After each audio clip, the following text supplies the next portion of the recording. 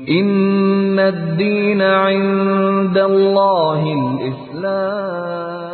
کہ سلمان نقوی کے انتقال کے بعد امت مسلمہ کے لیے کیا پیغام ہے؟ دیکھیے،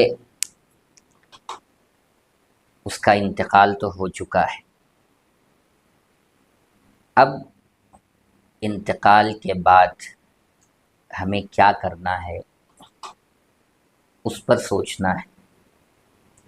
جب تک وہ زندہ تھا ہمیں اپنے اکابر پر، اپنے بڑوں پر مکمل امید تھی، کم از کم جو اس کے ہم عصر تھے وہ کھل کر اس کی مخالفت میں آئیں گے، بیک ٹو بیک اس کا جواب دیں گے۔ جی لیکن دو چند کے علاوہ کسی نے اس کا جواب مدلل اور محقق انداز میں نہیں دیا۔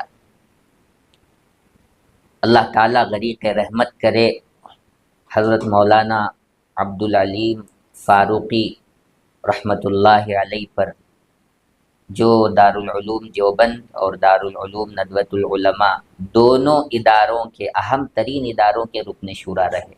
جی انہوں نے ببانگ دہل دو ٹوک الفاظ میں مذمت بھی کی اور کھلے طور پر سلمان نقوی کی گمراہی کو لوگوں پر آشکارا کیا اور بتلایا کہ وہ گمراہ ہے، اہل سنت والجماعت سے اس کا اخراج ہو چکا ہے۔ انہوں نے کھل کر مخالفت کی، لیکن جس انداز میں اس کی ایک ایک بات کا جواب ہمارے حوالوں کے ساتھ دینا چاہیے وہ نہیں ہو سکا۔ تو اب ہم کو کیا کرنا چاہیے؟ ہم سیدھے سیدھے اہل علم سے یہ گزارش کرتے ہیں کہ اس کی ایک ایک بات کا جواب مدلل انداز میں ریفرنس کے ساتھ دیا جائے۔ جو ہمارے نوجوان فضلاء ہیں، جو نو فارغ علماء ہیں، ابھی ان کا علم جو ہے وہ تازہ ہے، پختہ ہے، تو وہ تحقیقی میدان میں اتر کر پوری تحقیق کے ساتھ اس کا جواب دیں۔ اور دوسرا، اس نے جتنا بھی اپنی کتابوں میں اور اپنے ویڈیو بیانات میں حضرات صحابہ کرام رضوان اللہ تعالی علیہم اجمعین کی شان اقدس میں گستاخیاں کی ہیں، ان سب کو ختم کیا جائے۔ انشاءاللہ کتابیں ہوں تو کتابوں کو جلا دیا جائے، ویڈیوز ہوں تو ان ویڈیوز کو ڈیلیٹ کیا جائے جی یا چینل کو ہی ختم کر دیا جائے، جی اور آنے والی نسل انسانیت کو اہل علم کی طرف سے باقاعدہ یہ پیغام دینا چاہیے کہ کوئی بھی ترم خان اپنے علم کا لوہا پوری دنیا کے سامنے کیوں نہ منوا لے، اپنی زبان کی طلاقت سے، سلاست سے، معافی ضمیر کو ادا کرنے کے ملکے سے، چرب زبانی سے لوگوں کے دلوں میں اپنی جگہ کیوں نہ بنا لے، لیکن اگر وہ صحابہ نہیں ادنا صحابی کی شان میں بھی گستاخی کرتا ہے تو وہ ہمارے پیروں کی ٹھوکروں میں ہے، ہماری جوتیوں کے ٹھوکروں میں ہے، جی ہم اس کی کوئی تعظیم و تکریم نہیں کرتے۔ انشاءاللہ لہٰذا صحابہ کرام کی اس نے جو گستاخیاں کی ہیں اس کو ہلکا سمجھ کر اس کے لیے دعائے مغفرت کو جائز قرار دینے، اس کے اوصاف کو، اس کی تعریفوں کو، اس کی توصیفات کو لوگوں میں پھیلانے کی جو ناکام اور ناپاک کوشش کر رہے ہیں وہ سب گستاخ صحابہ ہیں۔ اللہ جو اندھے عقیدت مند ہیں، اندھے شاگرد ہیں، کیا صحابہ سے اس کی شان بڑی ہو گئی سلمان نقوی کی کہ وہ آ کر کے مخالفت کر رہے ہیں اور اس کا دفاع کر رہے ہیں؟ جب اس نے صحابہ کی شان میں ایسی کھلی گستاخیاں کی ہیں تو جن سے ہمیں ایمان ملا ہے، جن سے ہمیں قرآن ملا ہے، جن سے ہمیں احادیث ملی ہیں، ان سب کو ایک طرف کر کے ایسے ظالم اور گستاخ صحابہ کی طرفداری کی جا رہی ہے، یہ سراسر ظلم ہے۔ لہٰذا امت مسلمہ میں چاہے عوام ہو چاہے خواص ہو، کوئی بھی اس کی تعظیم نہ کرے، اس کے لیے دعائے مغفرت نہ کرے۔ جیسے مفتی صاحب نے کہا کہ اگر اس نے توبہ کر لی ہے تو دعا میں اس طرح مانگ سکتے ہیں کہ اگر واقعی اس نے توبہ کی ہے تو اللہ اسے معاف فرمائیے، اس کی مغفرت فرمائیے۔ اگر اس نے توبہ نہ کی ہے تو آپ صحیح بدلہ دینے والے ہیں، آپ منتقم ہیں، آپ اس کا بدلہ دیجیے۔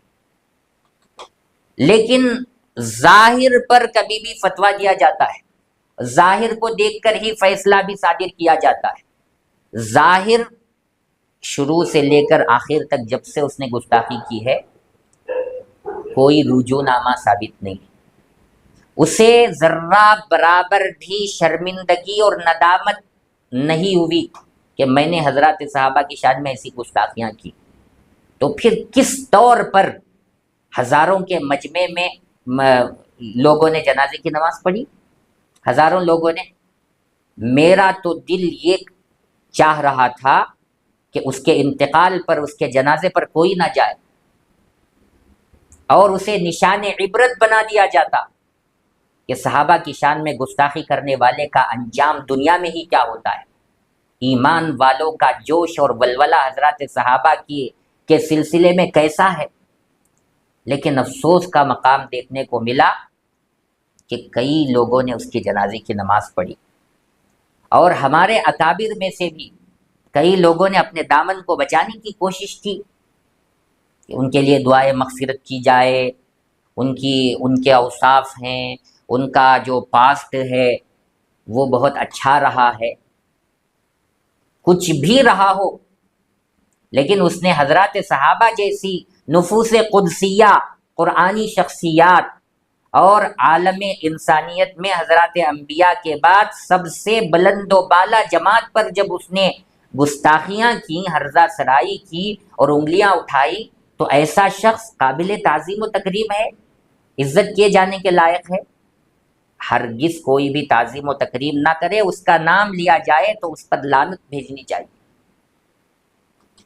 کیا کہا گیا حدیث میں؟ حضور اکرم صلی اللہ علیہ وسلم نے ارشاد فرمایا، اذا رأیتم الذین یسبون اصحابی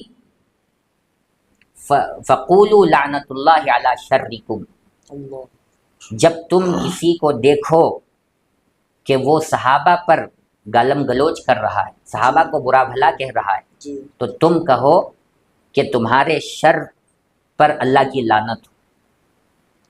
تو اللہ کے نبی نے خود لعنت برسائی ہے ایسے آدمی کی برائی پر، تو ہمیں اس پر لعنت کرنی چاہیے۔ اور بھی بہت ساری احادیث ہیں، حضور نے فرمایا اللہ اللہ فی اصحابی لا تتخذوهم غرضا من بعدی فمن احبهم فبحبی احبهم ومن ابغضهم فببغضی ابغضهم۔ ہر جمعہ میں خطیب جو ہیں یہ حدیث پڑھتا ہے، اس میں کیا ہے؟ جو صحابہ سے محبت کرے اس نے مجھ سے محبت کی، جو صحابہ سے بغض کرے اس نے مجھ سے بغض کیا۔ تو گویا کہ سلمان نقوی نے اپنی زندگی میں صحابہ کی شان میں گستاخی کر کے صحابہ کے بغض کو اپنے اندر پیدا کیا، اور حضور سے ڈائریکٹ اس نے بغض کیا۔ اب وہ کہاں سے ہمارا ہو سکتا ہے؟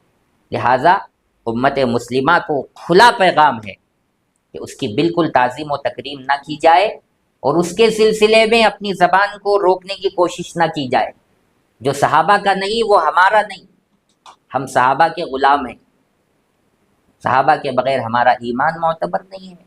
اور جو دشمنان اسلام ہیں ان کا ڈائریکٹ حملہ قرآن پر ہے، اور چونکہ صحابہ نے قرآن کی حفاظت کا کام کیا ہے اس لیے صحابہ کے راستے سے چل کر قرآن کا انکار کرنا چاہتے ہیں۔